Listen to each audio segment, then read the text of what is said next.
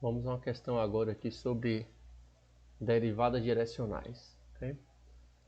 Essa questão pede para a gente determinar direções em que a derivada direcional dessa função neste ponto tem valor 1. Okay? Então vamos calcular de uma maneira genérica a derivada direcional na direção de um certo vetor u, que eu vou tratar esse vetor u como sendo o vetor AB.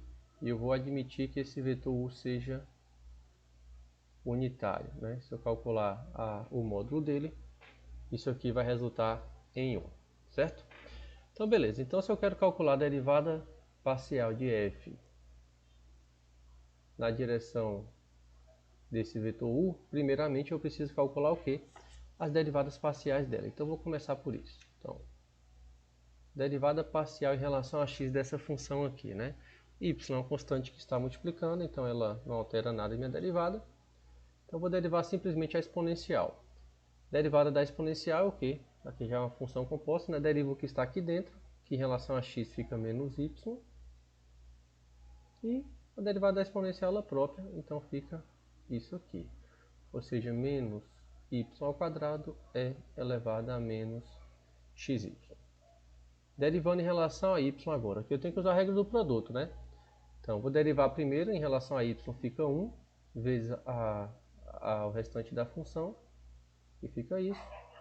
Mas agora conserva a primeira vez a derivada do que está aqui dentro, que seria o quê? Similarmente ao que fizemos acima, derivada do que está aqui fica menos x vezes a própria exponencial, ou seja, é elevado a menos xy vezes 1 menos xy, certo?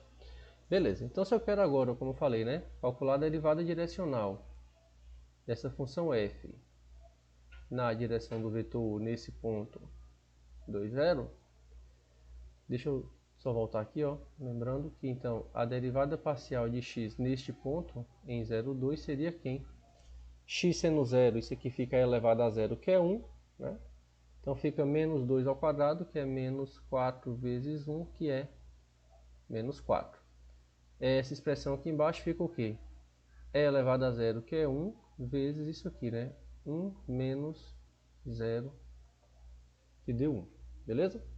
Então, se eu quero calcular a derivada direcional, isso aqui seria o quê? Derivada parcial em relação a x no ponto vezes a coordenada x do vetor u, já que é o produto escalar, mais a derivada parcial em relação a y nesse ponto, 2, 0, vezes a coordenada y desse vetor. Ou seja, aqui deu menos 4, menos 4a, mais b vezes 1, ok? A questão está perguntando onde essa derivada direcional, as direções, em que ela tem valor 1. Ou seja, eu quero verificar quando isso aqui